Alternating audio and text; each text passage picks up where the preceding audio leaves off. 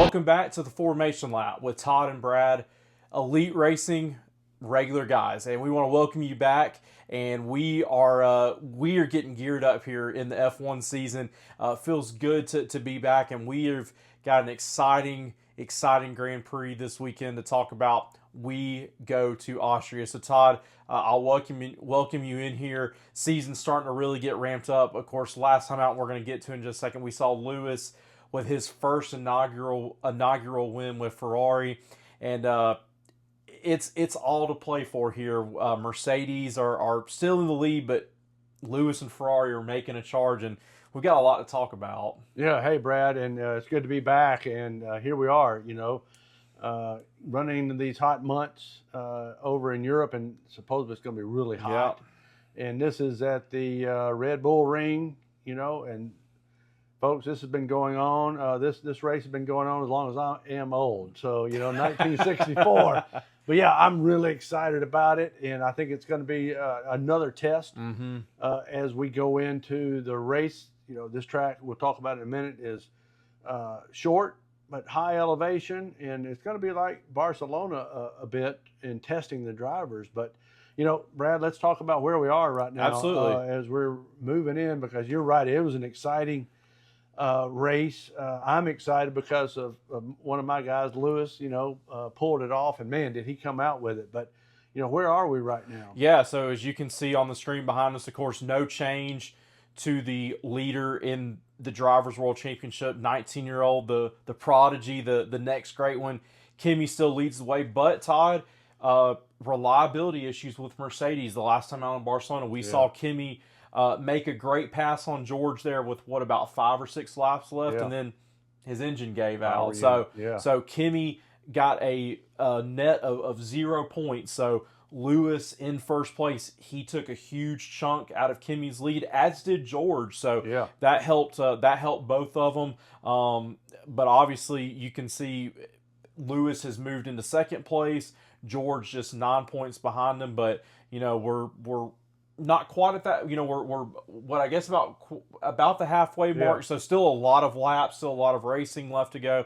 And then you can see the top 3 constructors. Mercedes with a good lead, but Ferrari has definitely taken a chunk out of it. And then my team McLaren holding in a solid third. So still a lot of unknowns, still a lot of things still to be decided. And Todd, we hit on this, but as good as Kimi has looked, just because of Mercedes' reliability issues, this thing is definitely not wrapped up for him by any means. No, by far. And we talked a little bit on our, reaction after the checkered flag video. True champions are really how you get through what he just went through. Absolutely. 62 laps. Yeah. He was in it. He was then going to chase it down, and then his power unit quit. So, that's going to be something that we've got to watch. He's pure talent. There's no doubt about it. George is coming along. But this race, and folks, if you didn't watch it, go back and watch our after the checkered flag. But Brad, we kind of laughed. Oh, guys, we got to stand on the podium a little bit, and I think we're going to see some of that. And Lewis has put a dent in the plan for this year, because everybody's like, all right, Mercedes is taking off, and Ferrari was not doing well, and then all of a sudden, and then Ferrari's bringing some things to this race. So I'm going to see what happens. And your guys, even though they've, kind of bumped along, here they are still, in the hunt. Really encouraged. Oscar's had it rough. I think this is a track that really suits Oscar. Of course, he set and we'll talk about this later, but he set the 1 lap record here last year. Lando had such a clean race, so I'm excited. Lando won last year. Yeah. So I was saying last time out, Lando in Barcelona had a really clean race, but he did win here last year. But I'm excited. One thing that I read, my guys, the Team Papaya, McLaren, we are not going to be running it during the race, but we're going to be using an experimental wing. So I'm really excited. We've seen Red Bull do it. We've seen Todd, your team, do it. It's only going to be in practice, and I think it's going to be in Lando's car, but excited to see it. So, Todd, let's jump into why Austria matters. And this is one of my favorite races. I know we've talked about, we want to go to this race. How can we get there? So how can we get there? But you mentioned the elevation, this is the highest elevation circuit, and that brings its unique challenges. The air's a little bit thinner, Right. but up in the mountains. But one of the things we've seen, you can see it on the screen behind us, it's hot there this week, and it's unseasonably hot. Yes. To where these guys, and if you don't know, the FIA and Formula One have put out a heat advisory that these guys have to wear, cooling, cooling vests. Thank you. And so, it's one of those things, like, you expect it to be cooler in higher elevation, but it's unseasonably hot. No, you're right, Brad. And if you're a baseball fan in America, you know that the Colorado Rockies is where you want to go because it's so high, and you're going to launch home runs. Right. Atlanta Braves has got we're higher elevation in Atlanta, but this reminds me of. I remember when I drove from Los Angeles to Phoenix. You went into the high desert, and you thought, oh, it's going to be cooler, and you went up in elevation, and it kept telling you to turn off your ACs and different things. You're like, what? You're going into the desert, and so atmosphere plays with these machines, and that's what's going to happen here. And you're right, higher elevation with undulation. One of them's like a bobsled almost. The curves, you get to go down. So I think it's going to be a big challenge with these cars because we haven't seen them in this elevation. Right. I don't know if that's going to play a huge thing, but the shortest lap here. But there's some major ways to, get around this track with braking and things. But it's going to be interesting, and I would love to go to this. You and I've looked at this. And, it's beautiful. Yeah. Right on the side of a mountain. And it's just no way to get there easily. But yeah, absolutely. And Todd, you mentioned the shortest lap. We're potentially in qualifying. I mean, we're looking at like 65, 66 seconds. I mean, it's whereas some of these tracks we've been to, as they're doing their they're doing their quali laps. Minute 15, minute 20. But it's fast paced. Yeah. It's a power track, but there's also some very technical parts to this. So.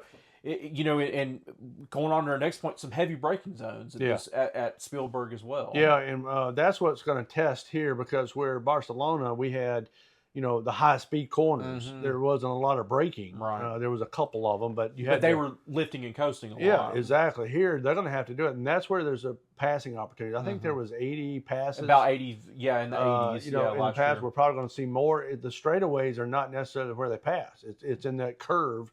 A couple of the turns, and we'll talk about that. But that's when the tires are going to just be screaming also because there's going to be, they've got to break through this. And then, as we said, the qualifying, why that matters here, like some other races, Brad, qualifying, we always say it matters. But here, the last 5 or 6 races, the winners come from the front row. Front row, yeah. And so that means your qualifying has got to be in 60-something seconds.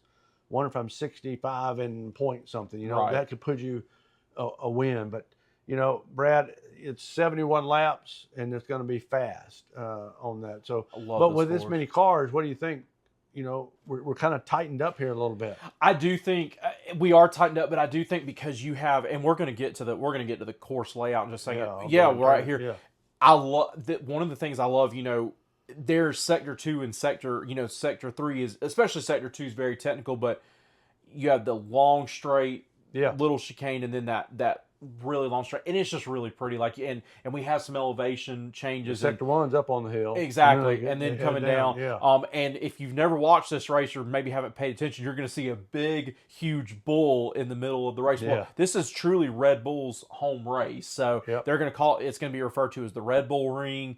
So that's going to be super cool. Todd, I think a key point that you have for us here is high speed 61% of the time. So these guys are going to be pushing. Yeah.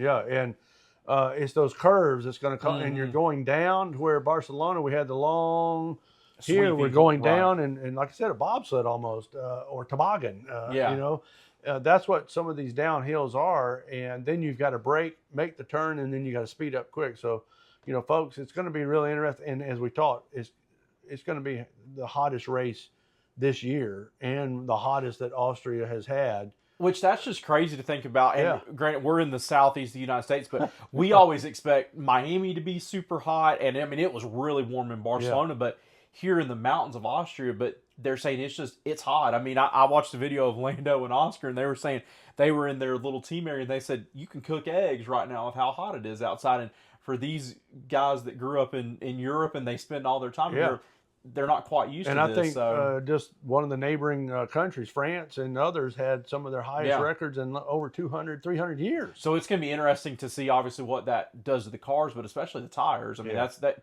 could be a challenge. Todd, one of the things I always love about this track, and, you know, the two little tough corner chicanes there at the end of the two straights, you know, we always see guys come in hot, but we always see some guys get really aggressive. And, you know, I know Lando and Max have touched here before. You know, Lewis has been involved in some scrapes here. So it's always where if a guy is chasing the car in front of him, that guy who's behind, he always gets super aggressive. And we could see some cars, you know, exchange some contact this with week. overtake. We don't know what that looks like on this course. And so you're right. Somebody could be overtaking at where they thought they weren't. It will be exciting. So, you know, take a look at it and just get ready. Absolutely. It's going to be a fast one. And then, you know, Brad, let's look at what matters here. And I think, you know, the transition out of the slow, but I think the pit stops is going to be key here. We always talk about it, but at least two. And in the past, they've always had two. But with the tires, you know, we saw Lewis do three.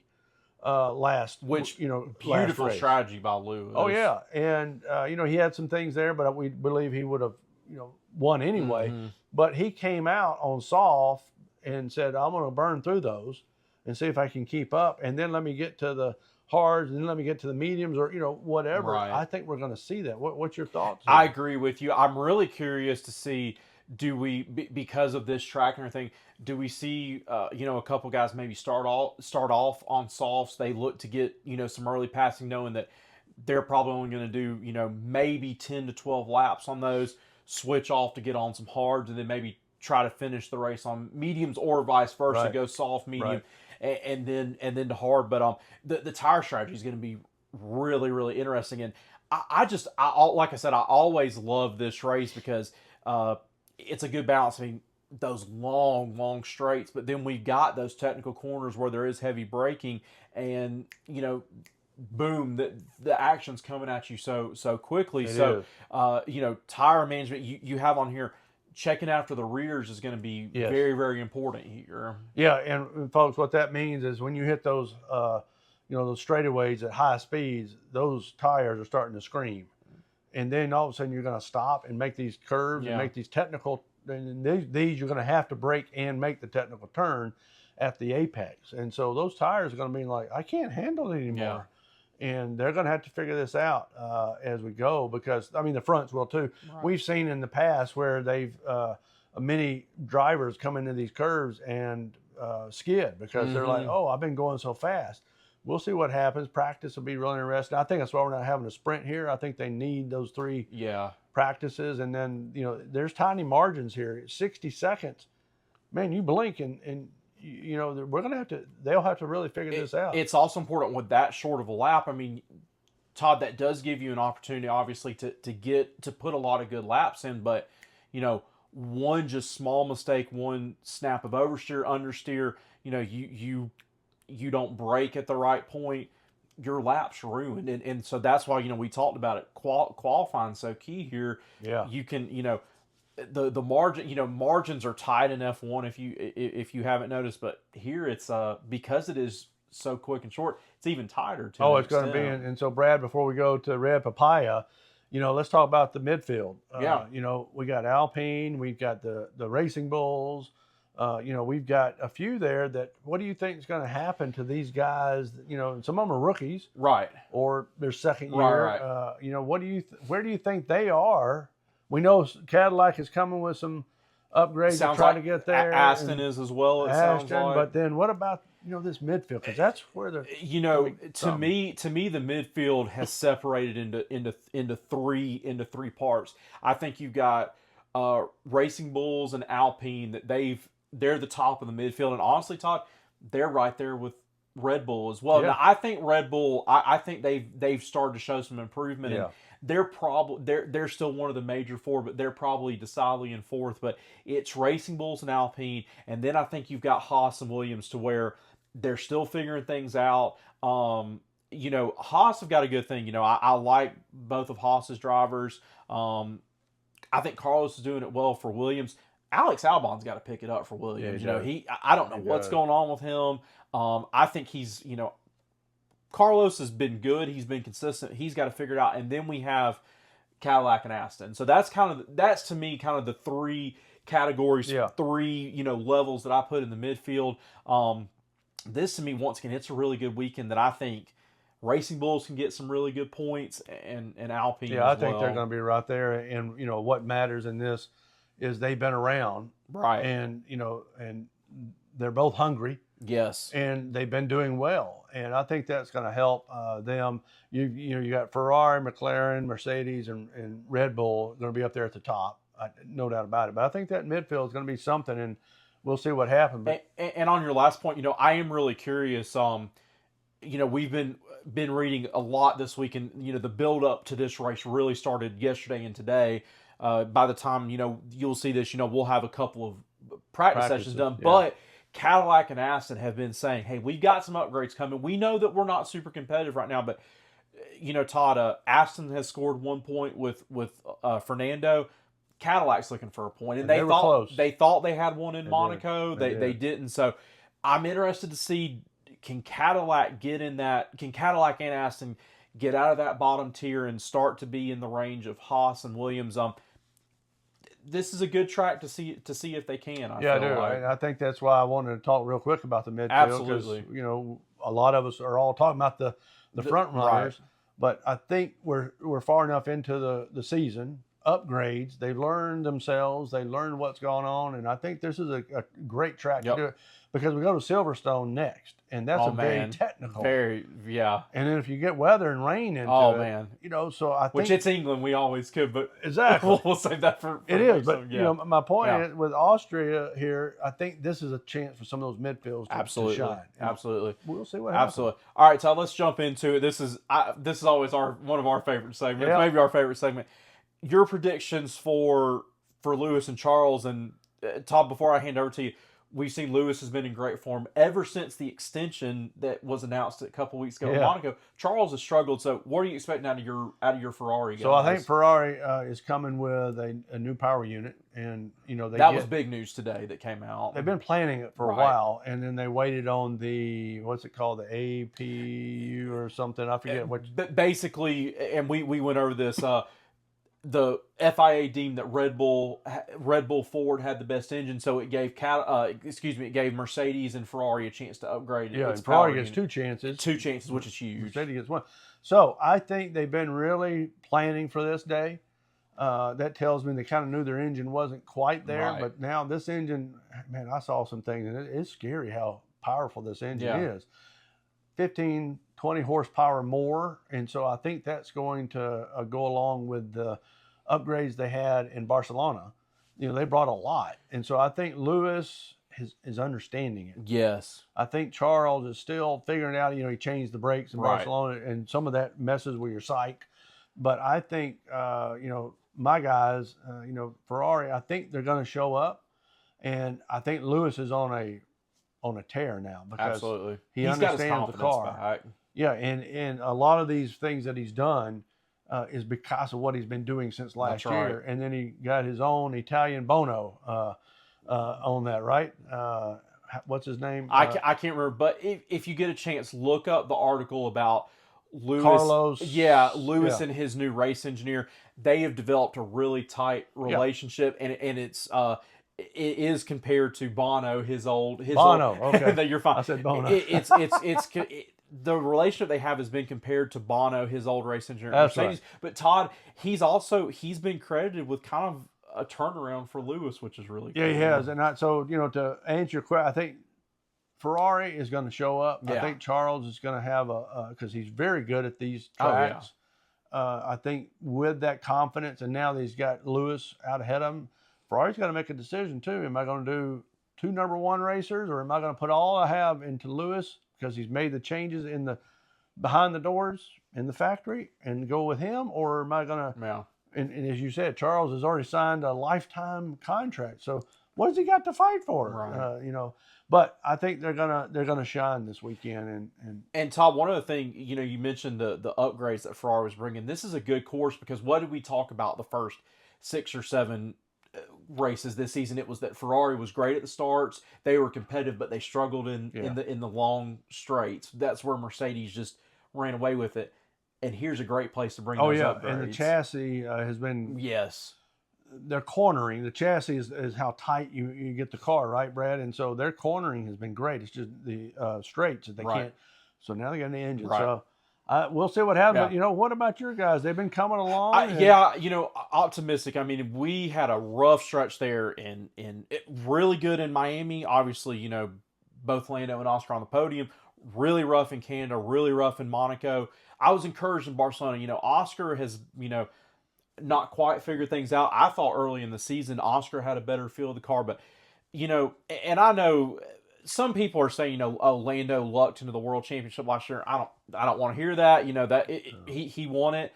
Lando, to me, really the last time out, he drove a beautiful race. He knew that he was not quite there with Kimi, George, and Lewis, but he was right there in fourth. He didn't let anyone pass him, and he ended up getting himself into the podium. That's right. I'm very, very optimistic. I think this is a course that suits us. I'm not expecting a win. To me, if one of the guys can be on the podium and the other, no lower than 5th or 6th, I'm going to take that. We've got to continue to come with the upgrades.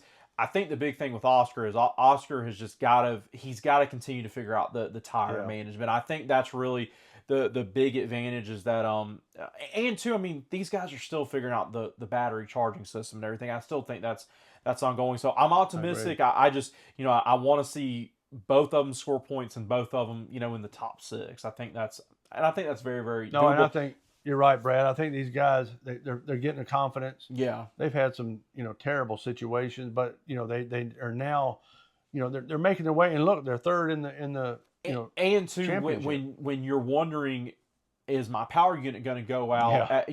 And look, Mercedes has done a great job, but all the drivers, and it's just not Mercedes and McLaren. There's all Mercedes Mercedes power units. There's two other teams that have it. They've all had reliability issues. So hopefully Mercedes is trying to figure that out. But as a driver, when you question, okay, I'm putting in some good laps, but my power unit go at any time. That gets in your head a little bit. So I think you've seen that at times from both Lando and Oscar. But I like where we are. Obviously, I wish we were fighting with Ferrari and Mercedes, but it is what it is. I'm optimistic. So, Todd, let's get into it. Let's kind of start wrapping things up. Well, before we go there, I'll make a call out to Lego.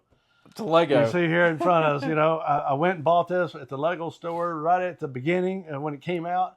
And so guess what? I've got a Lewis one coming. There we go. So we've got to get your I know. I need your Papaya guys in there here. There we go. But yeah, also, and we talked about this off camera, before we get into the predictions, we love that F1's expanding and all this stuff. We've got the Legos here. They've gotten into, Disney, I mean, it's everywhere. So this is a great time if you were just a casual F1 fan.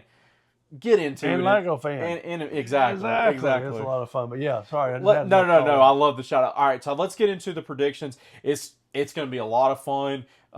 You said it, qualifying matters here. The winner for the last several races here at the Red Bull Ring has come from the front row. So who's on the podium on Sunday in your opinion? All right, so I'd love to see some of the midfield to jump in, but I don't think they're going to make it. I think they're just going to be right in behind. I think we're going to see Lewis up there again. I think we're going to see Lando and one of the Mercedes guys. And I'm back and forth. I think Kimi will figure it out. So, put it in order. I think Lando comes in third. He's going to outdo George somewhere along the way. And Max is somewhere going to fall off. And I think he's going to be right there. But then I think Lewis is there. And I think Kimi comes back. So, that's where I am, and it's just like, wow.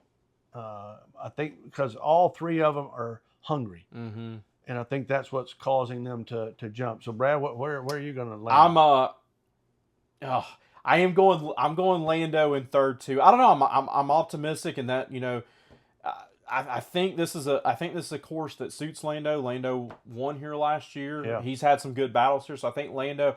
I'm going Kimi in second. I think Kimi's going to be hungry this weekend. He knows he's got to bounce back, and I'm going Sir Lewis Hamilton back to back. Todd Lewis is on the hunt. I think I am, man, as much as I'm excited to watch my McLaren guys, this Ferrari power unit, when I saw the article, I saw the article this morning. That's the first thing I read when I got this morning. I'm like, man, this could be a game changer. Yeah. I mean, I am excited. I think it could be a good weekend for Charles, but I think Sir Lewis Hamilton is back in first place, and that is where Kimi's realizing, okay, I've got a real fight on my hands because I've got a 7-time world champion. And if we can get the strategy right, yeah, and Lewis, but yeah, I think with him having that extra power, he's going to be dangerous. It's going to be fun. So once again, we appreciate all the support. Regular guys talking elite racing. Encourage you to watch this race on Sunday. Yeah. This is going to be a fun one at the Red Bull Ring, and like I said, we're in the middle of this, European tour, I guess you would call it, where all the races for the next several are going to be in Europe. We'll be in Silverstone next weekend, so be on the lookout for that. But please give us a like on this video.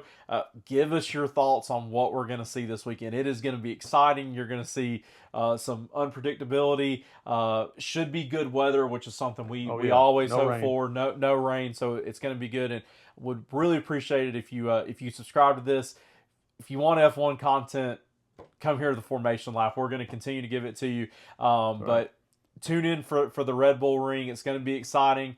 And once again, thank you for joining us here on the Formation Lap with Todd and Brad. We'll see you next time.